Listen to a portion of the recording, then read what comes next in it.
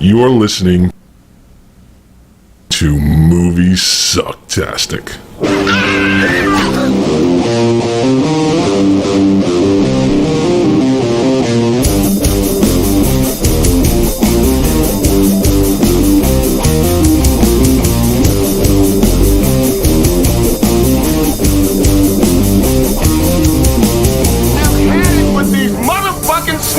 On this motherfucking plane! Now we got drinks at the bar. Stay free, come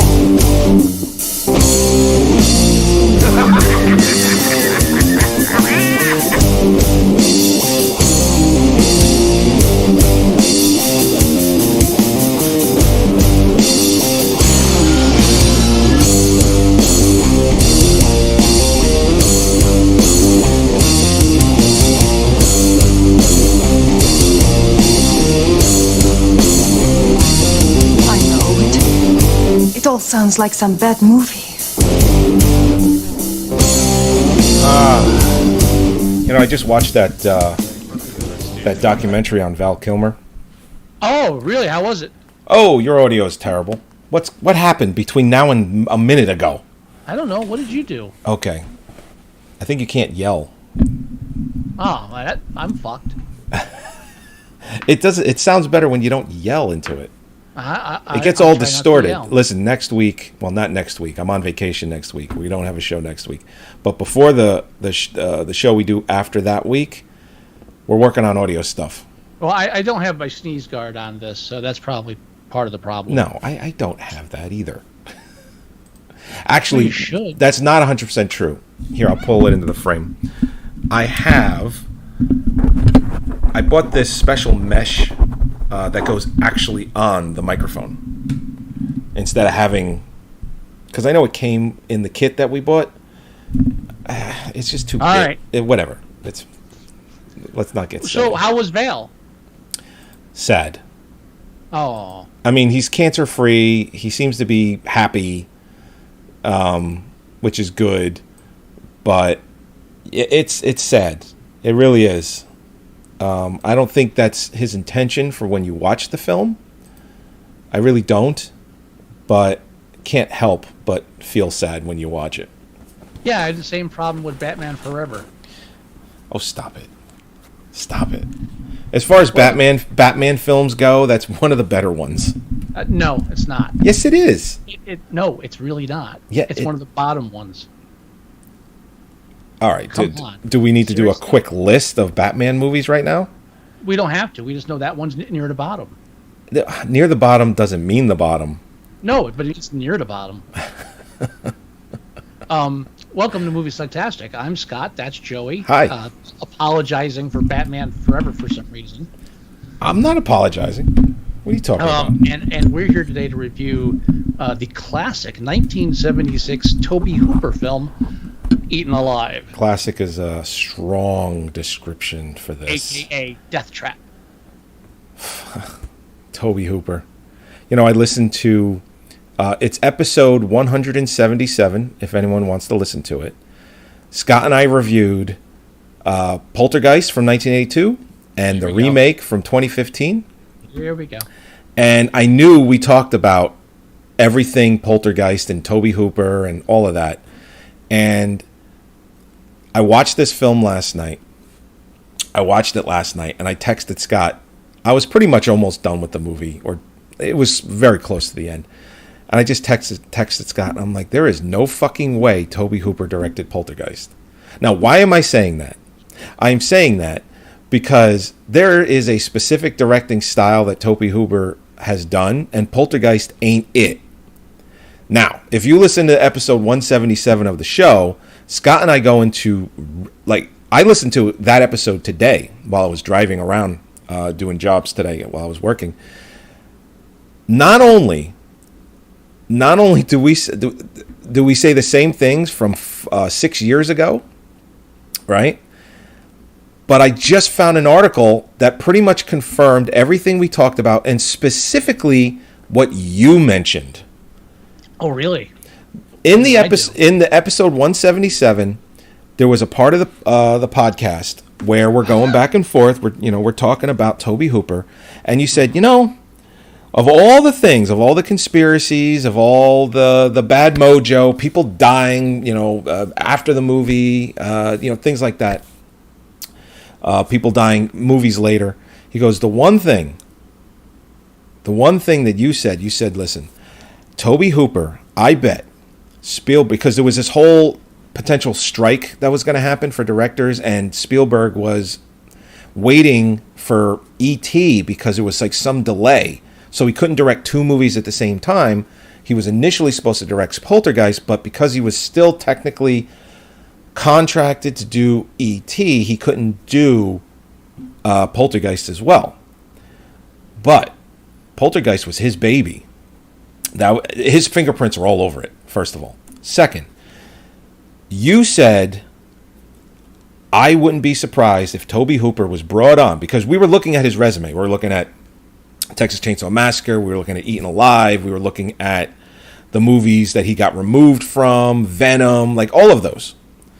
And you're like, hey, I bet we can get that Texas Chainsaw guy. I bet he's available. Because there's no reason why they would have hired Tobe Hooper for such a large Hollywood project. Yeah. Because Spielberg was supposed to do it. So what you had said was, I bet they got Tobe Hooper to just kind of be, listen, you'll get the directing credit. Just got to sit there and look pretty. Let me direct it, meaning Spielberg. You can do some things. You'll get credit for the movie. And I found an article from one of the cameramen that worked on Poltergeist, was an assistant cameraman. What was his name? I'll bring it up. But he pretty much said the exact same thing. He's in the article that, and he's a legitimate director. He's directing like the Annabelle horror series. So all right, hold on. Let's easy with that word legitimate there. Continue. First of all, people really enjoy the Annabelle films. Second, Don't care. They make Don't a lot care. of fucking money. Don't care. And third, he's been a film director or a cameraman for 40 years. That works for me. Anyway, the director is, it's right here. Oh, where are you bastard? How gauche. I sent you this article last night. I didn't read it, but It's, I figured it proved you right. John Leonetti. Okay. So he's again, legitimate director. He's come out as saying, listen, this is article from 4 years ago. We reviewed Poltergeist 6 years ago. So when we were talking about it then, this was all just kind of rumor and speculation. A couple of years later, John Leonetti goes on record on, I forget what podcast, but he goes on record as saying, listen, I love Tobe Hooper. I love that man. But Poltergeist, that's Spielberg's movie. Spielberg pretty much directed that movie. It actually says in there as well, it also, what you confirmed 6 years ago, or what you were speculating 6 years ago, in the article it says, listen, Tobe Hooper did some stuff. He did stuff here and there. We were talking about B-rolls and things like that. And it actually said in the article, it said Spielberg left the set. He was on set almost every day during the filming of Poltergeist. And he left the set very seldomly so that Tobe Hooper could do things. It's like, here, let me direct this dialogue scene. Let me direct this, crane shot, like of an overhead walking by, like here's the plot for all the houses that they're building the bodies, or building the houses on top of the graves, whatever. So that article came out 4 years ago. We talked about it in 2015, and it pretty much confirms everything that we thought. That Spielberg... What? Should we just rename this episode Joey's Victory Lap? Listen, this is yours too. This is yours too, because, listen, we go back and forth a lot in that episode, episode 177. And I think you had more valid points than I did. I know, but I think if for some reason you're taking it more personal. Well, because I always knew Tobe Hooper never directed fucking Poltergeist. See, this is what I mean. It's like, listen, I like Tobe Hooper. I like some of his movies, but there's no fucking way Tobe Hooper directed Poltergeist. It's just not fucking possible. Now, to be fair to Tobe, Well, he's dead, so. turns out he didn't direct all of Eaten Alive either. His cinematographer ended up supposedly his cinematographer ended up directing some scenes because Tobe had a falling out with the producers as to the theme or the scope of the film. You know what? That's something we also talked about in 2015. The fact that Tobe Hooper was just a fucking problem. It's like, hey, Tobe, you're drinking a little too much, and the scope of this movie, it's not going right. We're going to remove you.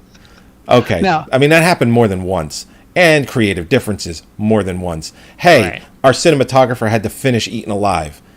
It's just like, what the fuck? What? Listen, he made Texas Chainsaw Massacre.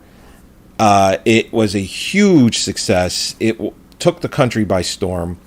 The man's reputation is built solely on the success of that movie. Because if you look at his entire resume, I pulled it up last night. I'm looking at it, right? I'll do it right now super quick. And then we'll get into Eaten Alive. So last night, I'm like, I just finished watching Eaten Alive. I'm like, I gotta look at his resume. And I'm looking at it. And if you look at it, right? So, okay. So if you go back to pretty much Texas Chainsaw, we'll disregard everything before it. So it's like Texas Chainsaw. All right. It's okay movie. It's a cult classic. Yada, yada, yada. Eaten Alive. Kind of meh. Then he goes and he does Salem's Lot. That shitty movie. TV movie. Stephen King. It's like, never cared for it. It's like, really? You're gonna get... Because then he does Funhouse. Okay? You know, better. But still, that kind of directing style. Kind of almost like guerrilla kind of filmmaking. Then he goes and he does Venom. Replaced by Piers Haggard. Surprise, surprise. And then everyone in Hollywood's like, we should get that guy that just got removed from 3 movies.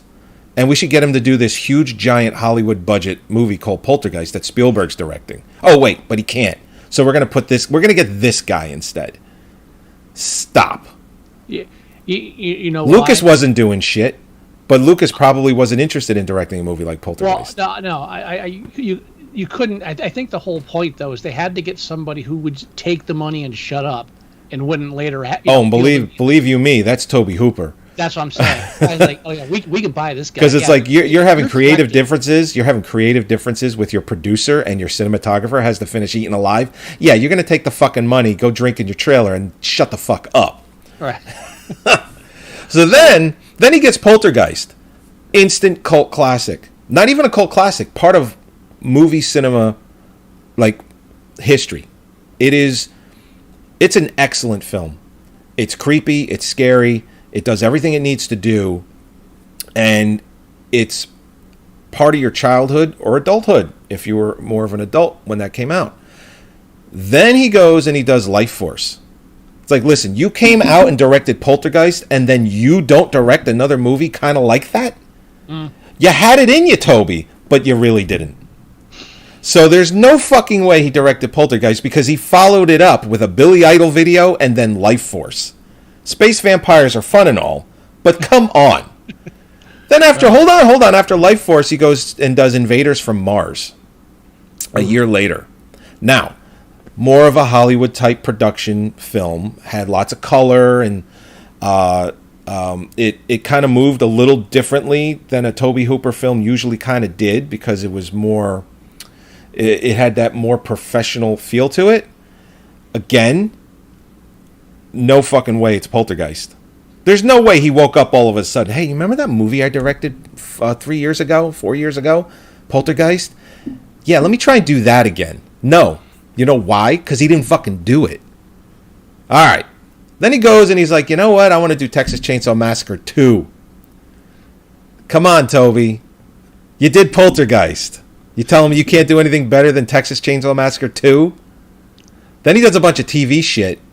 Which, by the way, he does an episode of Amazing Stories, which is another one of Spielberg's babies.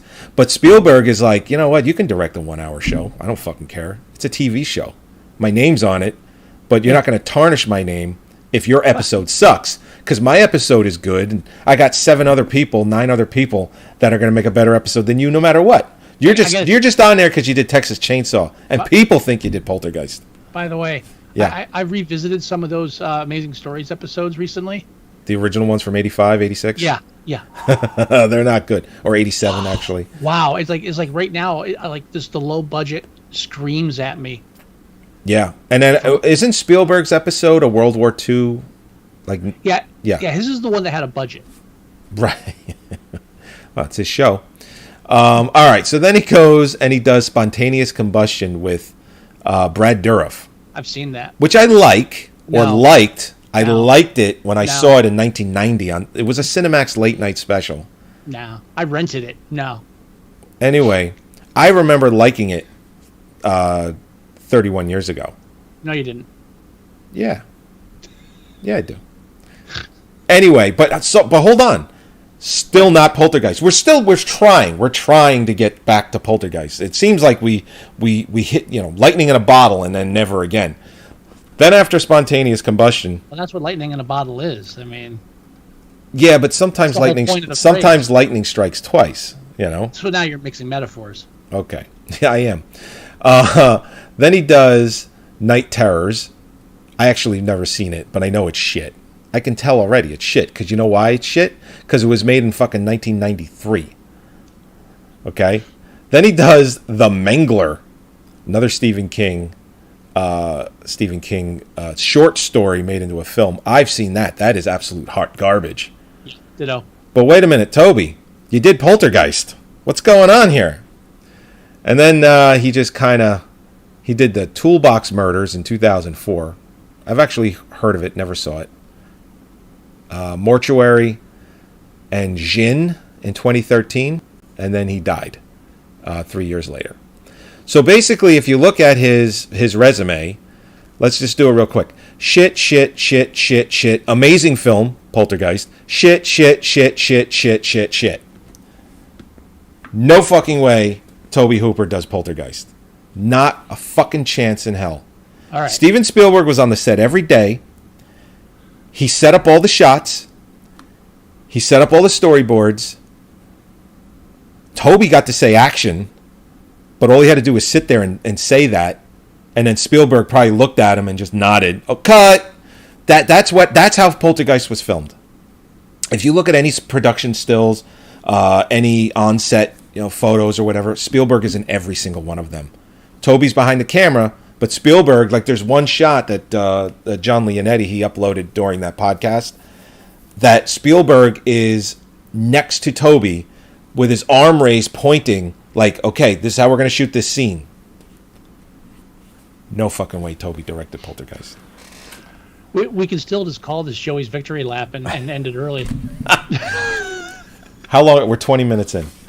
All right. We haven't even talked about Eaten Alive yet. So one of the films that Joey mentioned, while just ripping apart Tobe Hooper, was Eaten Alive in 1976, and that's the film we're going to review. Yes, that is the film. Yes, it is. This was my challenge to Joey because I was upset that he made me watch King Kong 76 again. Yeah, I'm sorry. I do have a challenge for you. We haven't had a full discussion about what we mentioned last week about potentially stopping in 76 and picking up the old format. I'm not ready for it yet.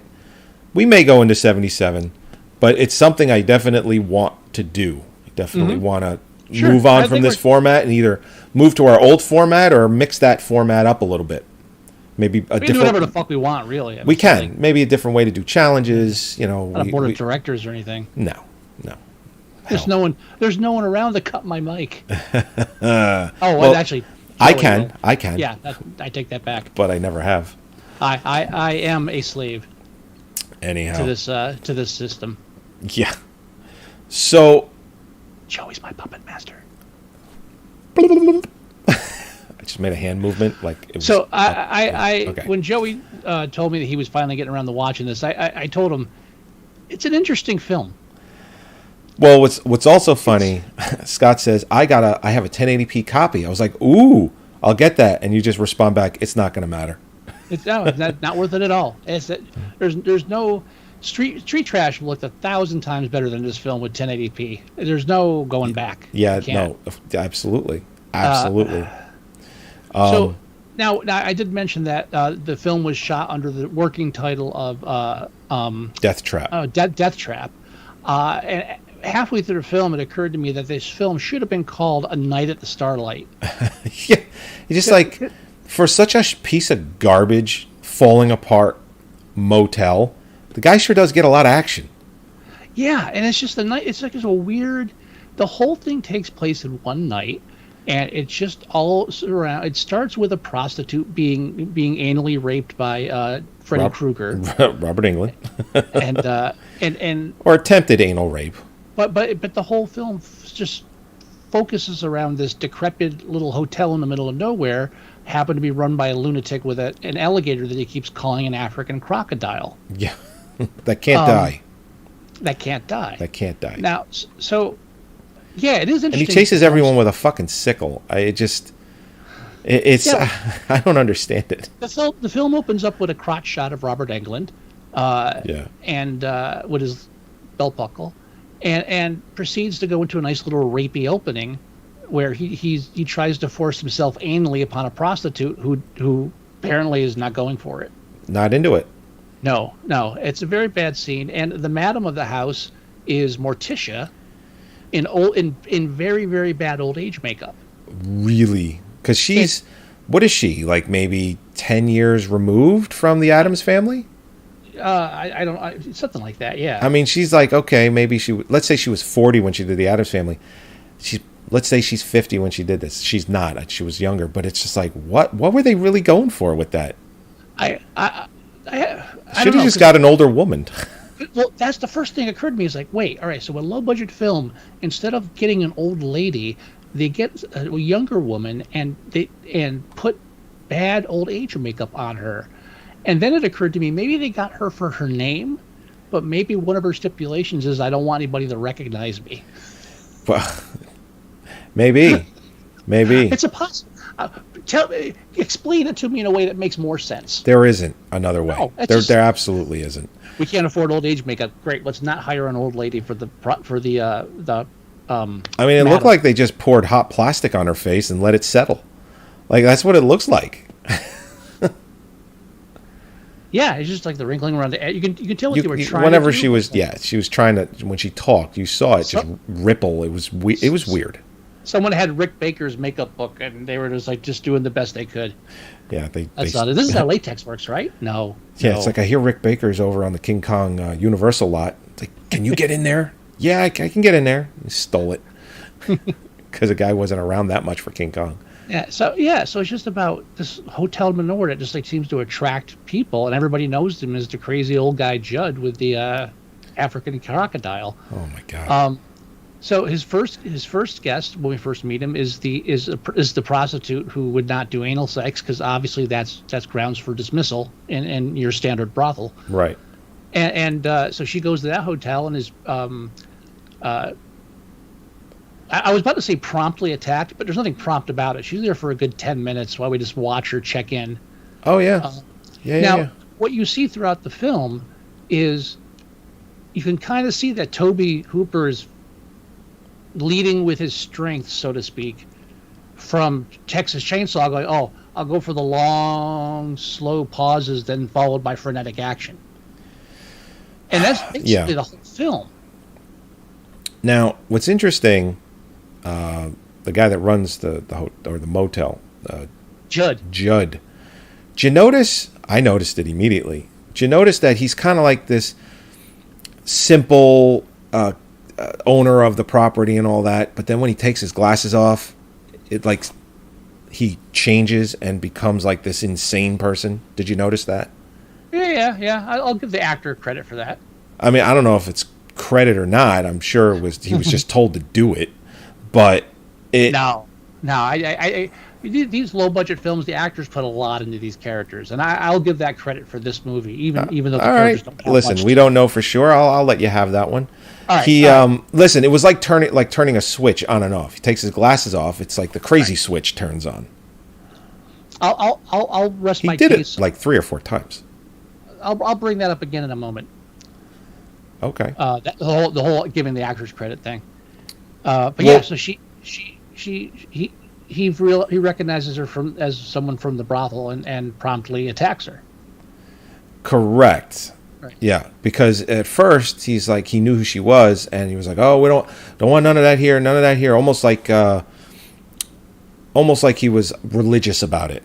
And then he takes off his glasses, and then he's trying to get some. Yeah. Old Judd there. Did you also notice that throughout the entire film, country music was always playing in the background? Always. Yep. I like that. I thought that was interesting. Like Because it's his radio. No, I know it's his radio, but it's always on. Mm-hmm. And I thought that it added something a little organic to the film. Yeah. Like I said, I didn't hate this film. I didn't hate it either. I just know that Tobe Hooper didn't direct Poltergeist.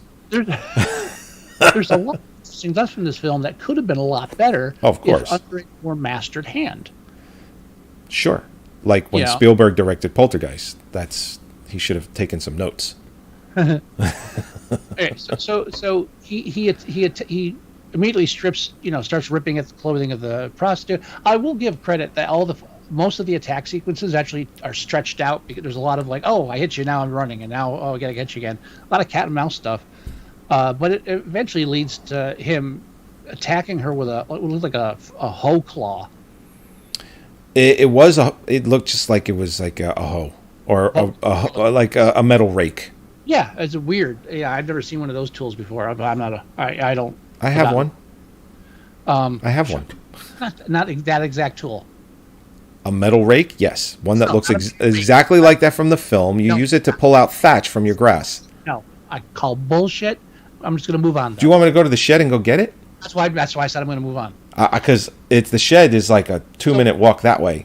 Tosses her still half alive into the swamp where the African crocodile eats her. Yeah. Then more people. Well, you know what else is interesting? When Judd, he goes into crazy mode, he's basically what's his face from Texas Chainsaw Massacre, the guy that ends up on the Volkswagen bus where he takes the picture, cuts his hand. Every time he does something crazy, he kind of hops around, like a crazy person, hop around, and kind of makes guttural noises. And it's just, again, it's what Tobe Hooper knows how to do. That's why he didn't direct Poltergeist.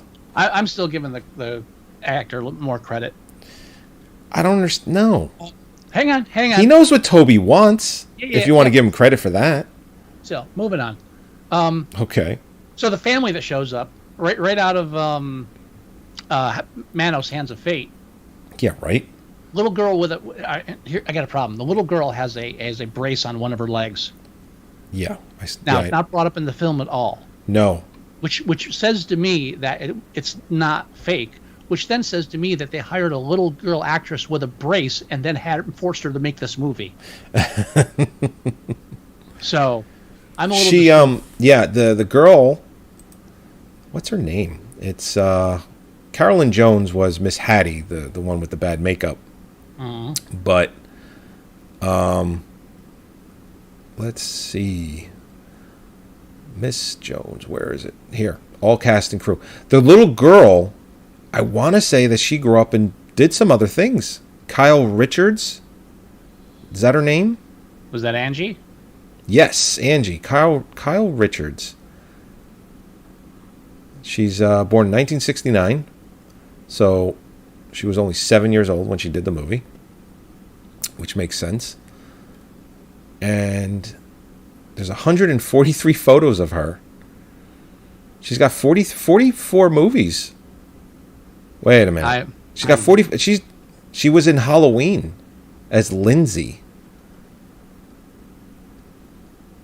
She's done a lot of stuff. She actually went on to do real things. I'm disturbed. She was Lindsay in Halloween, in the original Halloween. Did a bunch of TV.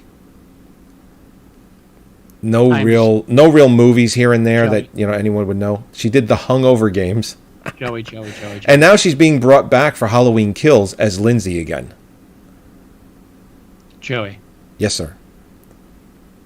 So the family I mentioned Yeah. You go right to the little girl with the brace and start talking about her career, totally skimming over William Finley. Oh, we haven't gotten there yet. No, because we're still talking about the little girl. Well, the reason why I brought up the little girl is because I remember seeing her headshot on IMDb. Because she's not that old. She's only 51. So the thing is, I was like, I think she's gone on to do other things, and I wanted to see if there was anything in her bio about having a bum leg or something. Anyway, but yes, Mr. Phantom of the Paradise. Phantom of the Paradise, William Finley. William Finley. You fucking tell me that performance is not 100% Finley and Tobe just stepping back. Oh, listen. You That let is 100%. you let the Finn run. Exactly. You don't put weights down on him. You just let him go. Well, Like after the dog Snoopy gets eaten, and he's in the room, and he's just going at his wife, going. I'm like, where did this guy go? That's where this film loses me, because that scene is like right out of the Lynch, and this whole thing could have been just like this ongoing thing with all the, like, these different people coming and going and interacting and all insane, and not it's like I just had all of a sudden it was like this film's about to get really fucking weird, you know? Yeah. And then it was like 10 minutes later, oh, let's just take the best character actor we have in this entire film and kill him off right now. What the fuck? Yeah, he doesn't last long. Neville's doing good, but I think Neville could use some help. Yeah, right. I was like, you can't be killing him off this soon. All of a sudden he has a shotgun in his trunk. Tell me, come on, how come I don't have a scene with him like pointing at his wife while she's asleep? Yeah, I mean, what's that backstory? Because the wife comes in with a wig and then takes it off. Obviously, they're coming from somewhere. You know, they're laying low. Something about him like not being laid off yet. He's got a shotgun in the trunk. He said there's a lot of fucking different things going on here, and none of them are less interesting than the crocodile. Yeah, that's a backstory or a movie that I would like to have seen from that backstory. Yeah, it's like you just want the actor to sit down for an hour and tell you what their backstory is. You don't even give a shit about the movie at that point. It's like, right, dude, tell me what's going on with this guy. Yeah, goes out to his car, just happens to have a shotgun and ammo. Come on. Yeah, so he, you know, this was all after the alligator ate his dog. The little girl, Snoopy. Yeah. Of course, you name your dog Snoopy. The alligator eats the dog. She's crying, screaming, yelling. The crocodile almost eats her. They take her up to the room, and the husband just kind of loses it. Finley loses it. My eye. Yes. Yeah, he goes on about his eye for a solid minute. Yeah, that's not Tobe directing. That's Tobe like, should I fucking stop this? It's like, you know what? Let's roll, and we'll use what we can. If somebody gets hurt, stop. Otherwise, just keep it going. Even then, don't stop. Yeah. I mean, again, it's guerrilla filmmaking at its best. But again, one of the problems is, I mean... That's another reason, hold on. That's another reason why I know Tobe didn't direct Poltergeist, because he's not used to directing a film any other way. So it's like, hey, they're going to say, listen, we want you to direct this high-budget Hollywood film differently than you've ever directed something. No. You can't. There's no way. He has no experience doing it, period. That's why Spielberg was on set every day and guided every single shot that was made for that film. I forgot what I was going to say. Single one. You were talking about his eye being gouged out.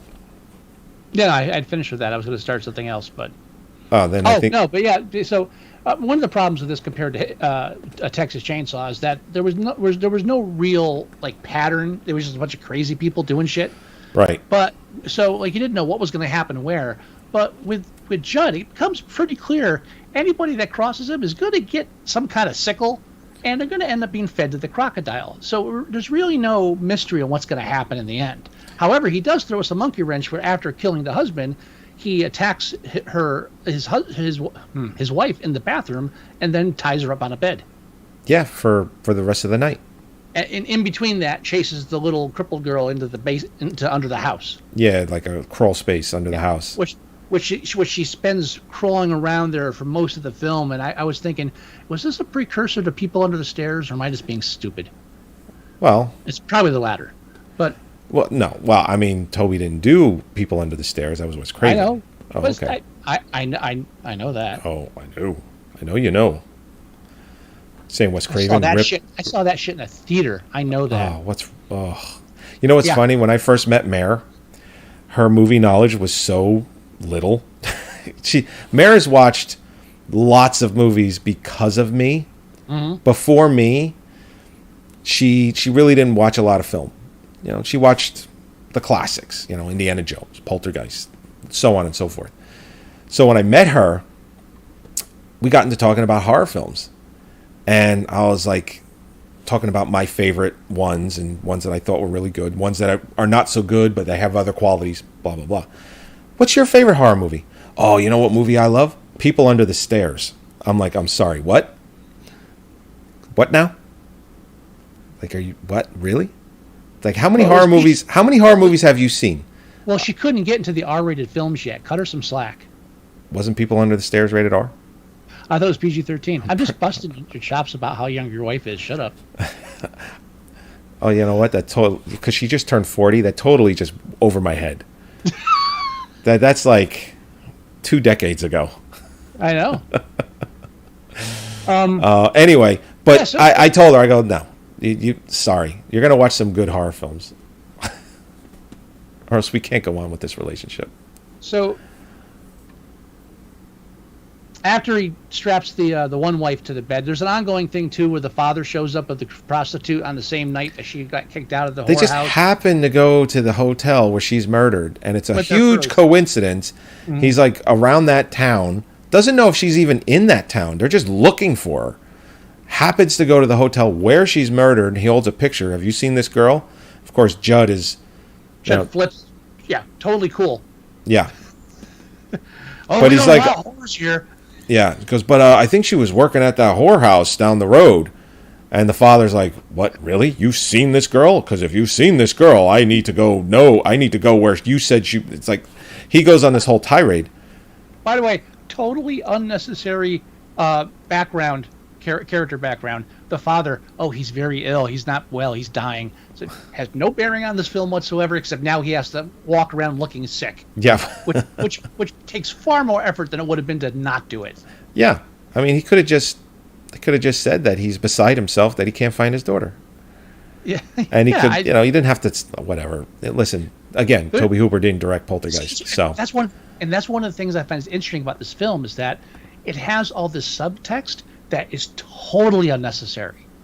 yeah, And it just really just makes you, it just draws you in because you're like, oh, what, why the fuck do we, why did the monkey have to die? What's with the monkey dying? yeah, sir, your monkey's dead. So he just goes in and goes, oh, there it is. Yeah, monkey's dead. Thank you. And then feed it to the crocodile, I guess. I mean, I would have been more impressed if he fed a live one to the crocodile. You know, Yeah, like the monkey stole his radio. He's like, you motherfucker, feeds it to the crocodile. That's the last time you steal my radio. But yeah, I mean, what I did like about the film, the motel. I don't know if it was a set. I'm sure it was a real motel. It was a set. It was a set. Sound stage that actually had like a pond that you could use as a swamp. So that's why the whole thing kind of centers around that one set. Well, I will say they did a real good job on the house, making it look like it was falling apart, decrepit, creepy. It definitely had a genuine creepiness feel to it, like small town, no like population, 512 people, like kind of, town. What I loved about the bedroom was the tableau of him sitting on it, looking through different glasses that he just happens to have, Right. trying to find ones that work. And on the far left-hand side, there's an easy chair with a Nazi flag casually draped over it, and hanging on the wall, a rifle and what looks like a short rocket launcher. Yeah, like a mini bazooka. And for some reason, the Nazi flag not hanging but just kind of draped over a couch, chair casually, is actually creepier. Very much so. Something about that old thing. Yeah, and like it's like the house it's an opposite of Texas Chainsaw, where the house is clean. He is a fastidious person. Right. Yes. You know, but at the same time, that doesn't really keep the house up that much. Just no. The wallpaper's dusting. falling off and everything's dirty. He's not a handyman, but he knows how to push a mop And a sickle. He's good at. He's good with that sickle. Yeah, that's why he was so upset when the old guy grabbed it with his neck. Yeah. Yeah. So after that, you've got the mother. You got the mother. So we have the mother tied up to a bed. Yep. We got the daughter Under the crawling house. around, with the rats. Then we have the old guy just got killed and chucked in with a crocodile. The daughter, who was just recently at a bar with the sheriff trying to bang her. Yeah. I kept waiting for that scene to end in a rape. At the end, like she's about to go and he gets up close to her. It's like, oh, this is it. He's gonna force her in the car. He's in on this whole fucking thing. No, this is it. Well, and no. Here's the thing. I think because Hooper kind of did that with Texas Chainsaw, with the gas station attendant. We got some good barbecue. You should come by. And then shouldn't have 10 or 15 minutes in the film of the creepy sheriff no, on the but girl. I have a feeling Tobe Hooper was trying to be a smart filmmaker and kind of steer you in a different direction. Like, is this guy in on it? Is that going to be a twist? Kind of like what happened in Texas Chainsaw, where the guy at the gas station turned out to kind of be the head of the family of the crazies. I think Tobe Hooper was trying to make you think or push you in that direction of, maybe I'm doing that, maybe I'm not. Well, see, the problem, though, is that these scenes serve no purpose. None. Now, when the sheriff takes the father and daughter to the whorehouse, they talk to Matt, the old Hattie, who tries to sell them land, and then they decide it's too late and they leave. Yeah, I'll give you a good price. No, I know. So what? Show her the pic. This is why you're. No, she offers, and they're like, "Oh, this is a crazy old lady. Let's just go." What happened with the scene? So then later, the sheriff takes the daughter out for a beer, for coffee and dinner at a bar where Buck, the name is Buck, and I like to fuck.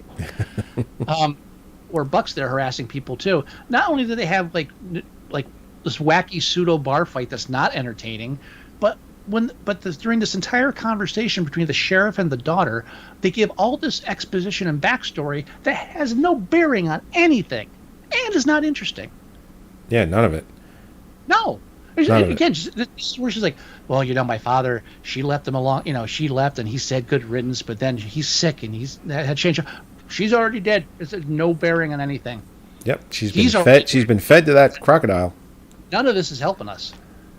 I'm sure it's good for them. Segue, and then when they do cut away, it's like the Buck. Right. Robert Englund just feeling his oats. I did read a little not backstory, but a little actor profile, actor bio on Stuart Whitman, who plays the sheriff. Apparently, he's been making movies a while. He was very popular in the 50s and the 60s. And apparently he was so smart with investing his money that even at this point in his career, he was very, very, very wealthy. He didn't have to do any of this shit. I just thought that was kind of interesting that somebody like him, who was in movies here and there, but never really like an A-list actor, recognizable face, but people kind of really don't even know who he is, made more money not acting, which I thought was kind of interesting when I read that on his bio. So, I believe at the time of his death, he was a multi-millionaire. Good for him. Had to act in films like Eaten Alive to use it for investments, but apparently he was pretty smart with that stuff. So the daughter, sheriff, daughter drives back to the hotel. Yep. Oblivious to everything going on, she goes up to her room, starts undressing. Then Buck and his, was that before that Buck and his girlfriend showed up? Oh no, Buck and his girlfriend show up, and Buck wants the girl from the bar. Buck takes her there. That's right, and he just goes and grabs a key off the wall. Doesn't even pay. Right, because Judd doesn't want to give him a room, but he refuses to say no. So he takes her up there and obviously tries to talk her into anal sex. Very. Don't go there. Right. So eventually, the girl screaming, and the girl trying to get out of the bed, tied bed in the other room. Judd turns up the music. Buck gets upset, goes downstairs, tries to investigate, and when he's down there, he hears a little girl crying, and then Judd kills him and feeds him to the gator. I mean, yeah. Right. But the important part of this basically is how it goes down. Here's the important part, because this is the part of the film I love the most. Judd's Buck's girlfriend with the macrame panties, she runs into the swamp. Sorry, Judd chases after her. She eventually gets away into a street where she flags down Ron Jeremy, gets in the car, and was never heard from again. What the fuck is going on? I know, it's so ridiculous. Judd gets pissed off, beats around the bushes, then goes back to the house. That's when the daughter shows up. She goes to get dressed. Guess what? Everybody hears the girl screaming again. And then it turns into all the women against Judd. Which I don't think is an intentional feminist storyline. I think it's just we ran out of bodies. Yeah. Yeah. I mean, Now, what's her face? I tried. Oh, what's her name? Marilyn Burns, Scream Queen. I mean, she got the title as a Scream Queen because of Texas Chainsaw. Followed it up with this film, screams probably just as much as she did in Texas Chainsaw. Oh yeah. So, I mean, a movie like this kind of needs it. Maybe her getting into the car and driving away is like a nod to Texas Chainsaw. Probably. Still makes it fucking weird, and I swear that was Ron Jeremy. Does he have a credit on this movie? I mean, it would make sense. Ron Jeremy was doing porn in the mid to late 70s. And apparently rape. Yeah. And apparently. Go figure. Go figure. Yeah, I mean the ending is kind of anticlimactic in some regards. I mean, yeah. It's a lot of screaming women, and then just happen chance Judd falls in the pond, and the gator apparently doesn't like Judd either. Yeah, but here's the thing: it's like the sheriff just shows up and says everything's all right now. But now nobody's feeding that crocodile. No. So now it's the state. Well. Yeah. And again, I mean, like there's scenes there are parts of this film that I will never remove this from my collection because of them. There's just and William Finley is just one of them. Well, yeah, I mean, come on. Oh, and it's just I've got his death cry behind me. Oh, man, he is a that whole film should have been him and Judd. Like after watching that film, don't you just want to have, instead of him coming down and getting the shotgun, him like coming to the living room and spending like 15 minutes just talking to Judd about women? Talking about anything, but yes, of course. But I mean, he had a fight with his wife, so that'd be the first one. Just Judd's like, sorry about the dog. If a better director made this movie, then yeah, that probably would have happened. It has its moments, and I think that's what saves it from obscurity, besides being attached to Tobe Hooper. Yeah. And again, some great performances by Neville Brand and William Finley, among others. Of course. Robert Englund didn't do a bad job, but he was, it was a precursor to him being super famous, as Freddy Krueger. Yeah. So it's interesting that he started his career with Tobe Hooper and ended with Wes Craven, because Wes Craven, like him or not, was a competent director. Yeah, I think I just saw something too. He's at this weekend. He's actually doing horror conventions again. Oh, really? I guess a break from them, but he's doing one this Friday. Better get out of the way quick, because we're on the uptick. I don't want to. No, I know.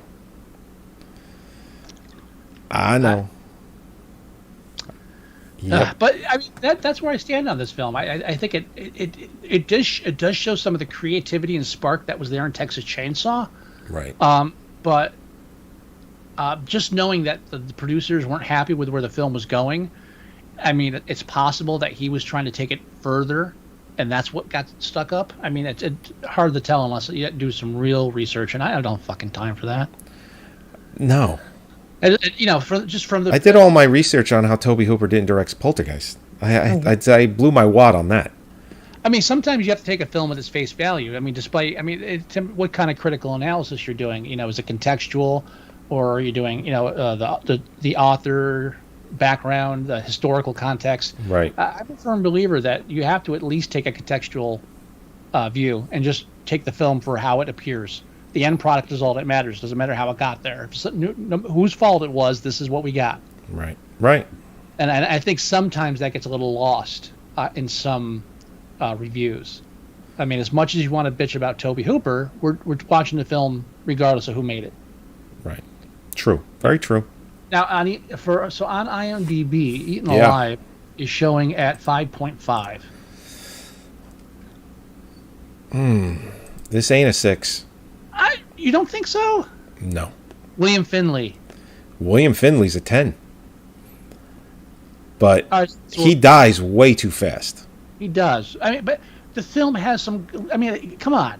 That whole hotel room scene. Don't tell me you weren't on the edge. Just because it didn't go anywhere doesn't mean it wasn't fun. No. I'm just trying to just some really good performances in this film. I don't think any of these actors just phoned it in. No. I'm just trying. Well, I'm just trying to think on a scale. I just think when I think 5, I think bland. I think this is not bland. No, well, okay. I'll tell you what. For such a low budget film, guerrilla style filmmaking, the copy that we have is remastered and everything. It's Blu-ray copy of it. The film, for as low budget as it is, they do a lot of interesting things with the cinematography in this. There's a whole section of the movie that is red. Yeah. I mean, and it was interesting because I knew that watching it last night. Then you sent me the slides. I'm like, there's a whole middle section of these slides. It's just all red. Yeah, I don't have really any good pictures of the alligators because it's so dark and they don't really show it because it's obviously not a great piece of craftsmanship. Yeah, no, it's very, very low budget. The fact that they even had it, they should just feel. One part under the house when the alligator's attacking the little girl and she runs out of the way, and then they just had an alligator with its mouth open, and they just pushed it into the board so the boards broke. Yeah. It's like the mouth's not moving, it just goes. It's great. I saw that. I was like, oh my God. All right. I'll tell you what. Let's go with a 6. The film does have a good enough performance, and I actually like the way it was shot. I like the house. I felt genuinely like the house was genuinely creepy, and I like that. More. Yeah, I wanted more. I wanted to call it The Night at the Starlight. Sure. Oh yeah. And I wanted to end with Judd looking at the camera like this.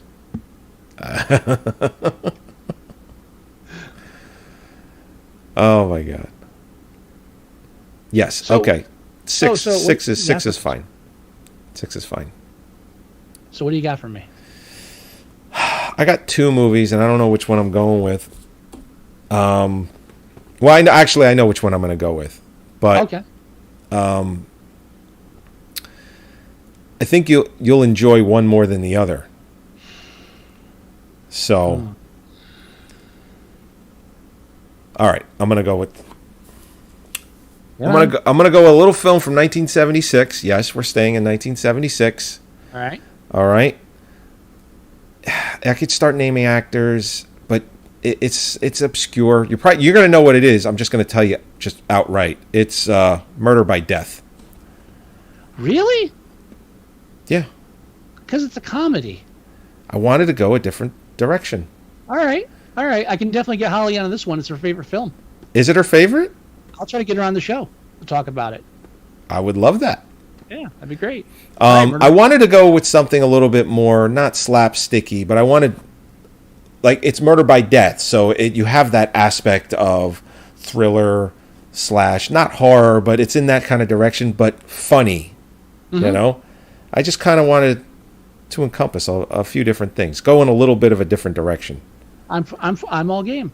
All right. All right. Murder by Death. Now next Yeah. week we don't have a show. I'm on vacation, but we will do it the week after. Dude,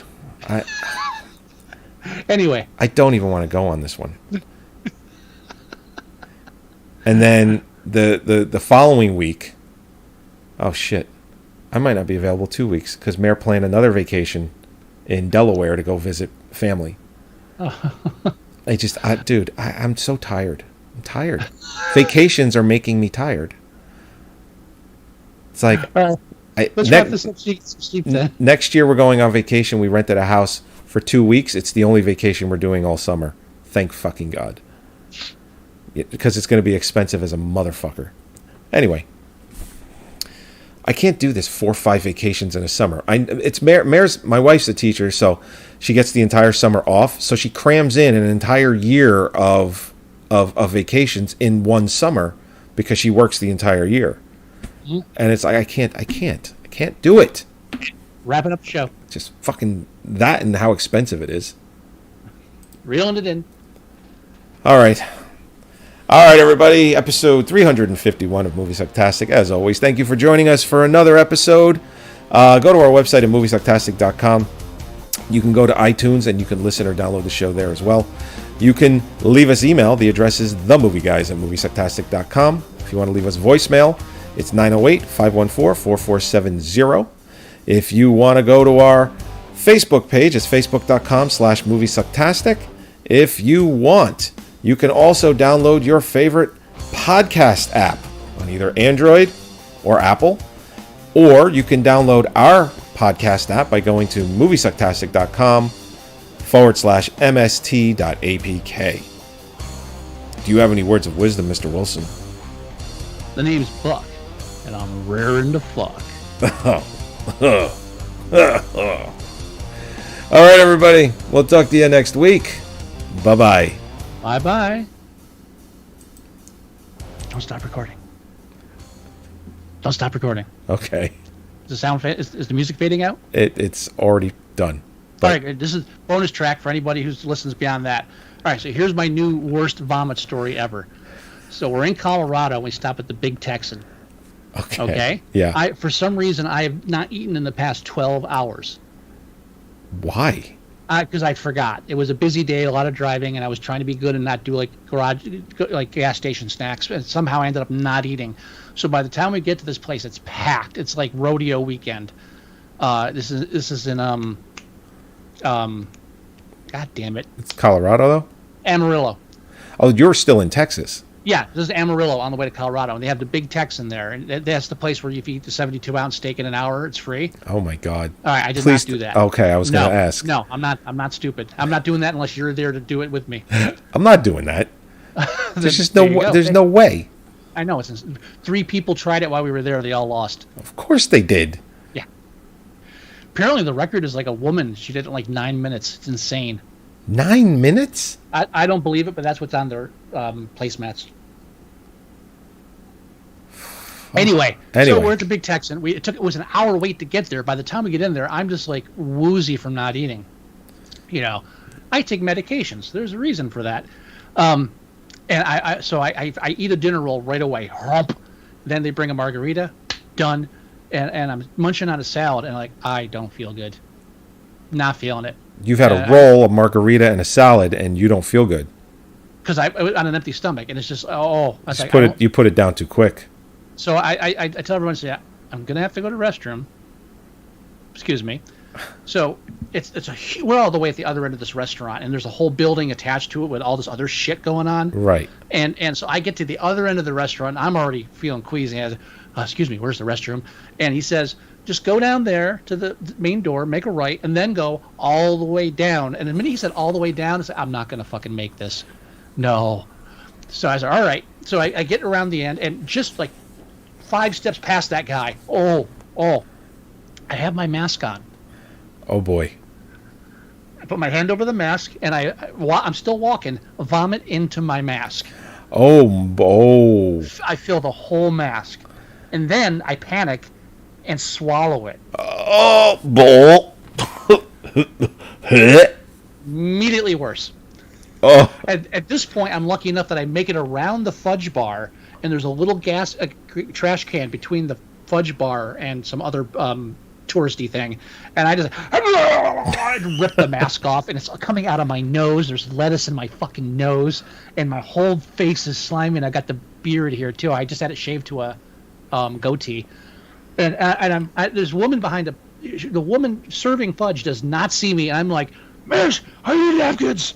I need napkins." oh my God. Somebody I never saw from my side like puts a fistful in front of my face, like, "Thank you." Yeah. It's like half of them are immediately drenched. I have to dispose of them. The other half, it's slime everywhere. It's in my fucking beard. Again, there's lettuce in my nose. So a handful of napkins pushed against my face. I luckily I had 2 masks in my pocket too, by the way. So I had to make the entire length to the bathroom. And I get in the bathroom. There's 2 stalls. They're both full. So I vomit again in a urinal, mostly, and it doesn't flush at all. Don't even try. It's not supposed to do that. Right. I finally I look and I finally dispose of the last of the sopping napkins. I go to the sink and just start dousing my hands. I look in the mirror. My beard is all orange from bile. I'm washing my whole face off. And I look over, and there's this little 10-year-old kid with a cowboy hat looking at me. I was like, "I'm sorry, dude. I'm so sorry." This kid, this is one of those moments. He's going to be a 50-year-old man. You remember when I was like 7 once? Like, this is forever burned into his brain. It was horrible. And then I had to go back to the table and try to eat steak. Because you had already ordered that. Dude, and I, for some reason, I thought I was slick through the whole thing that no one noticed. But then when we left at the end of the night, I left through the front door, and there was a cop there because it's like late at night, and this is like a bar too. Yeah. And the cop's holding the door open, just hanging out, nodding at people. And I walk by, he goes, "Feeling better?" Oh no!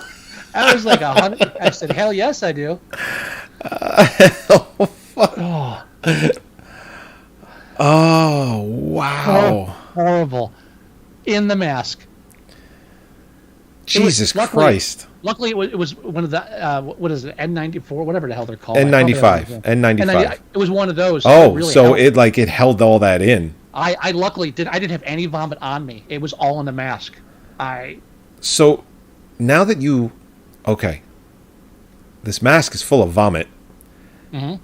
Obviously, you're not. When I was over the garbage can, I just pulled it off and dropped it in the can.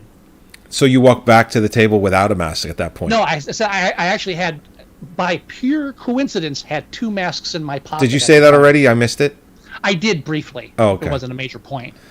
Well, it is to me. It's like, because it's like, I very rarely have a second mask in my pocket or something. That's why I came back to the table and I was like, "Did you throw up?" I was like, "In my mask." And the first thing she says, like, "Give me that mask." I was like, no, that's not that one. Oh my God. So there's your bonus track. Holy shit. You're going to write, you have to write the synopsis for this episode. Can do. Yeah, you write the synopsis. I'll make sure this episode goes up tomorrow.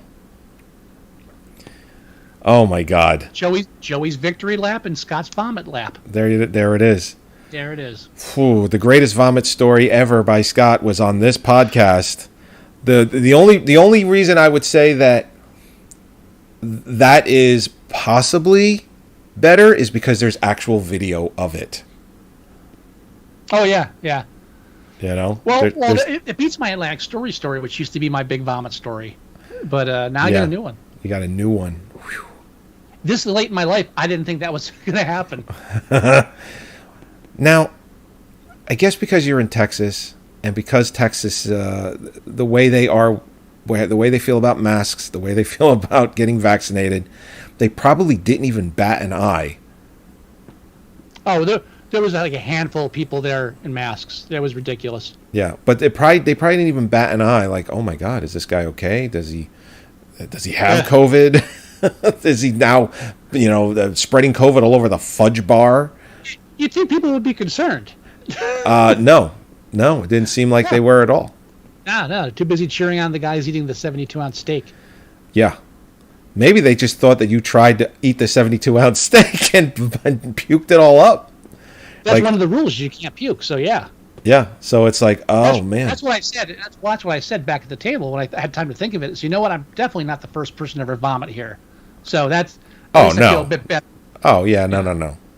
Absolutely not. And they're probably, if they're quite honest, they're probably used to something like that. That you know what? Yes, that's exactly what happened. You're running past, you're puking at the fudge bar. People are handing you napkins. They're like, yeah, this guy tried the 72-ounce steak. Yeah. He got about 45 ounces in, and had to come up. Yeah. Like that's exactly what they were thinking. They weren't thinking anything else. It was like, well, he gave it a shot. So basically, what I'm saying is, if you come to the Texas, swing by Big Tex in Amarillo. How close is that to Colorado? How far out were you? It was. How many more hours? 6 hours from the border. Yeah. That's not bad. No, it's like a 10-hour drive straight through if we don't stop in Amarillo. Okay. Did you stay the night, or you came back?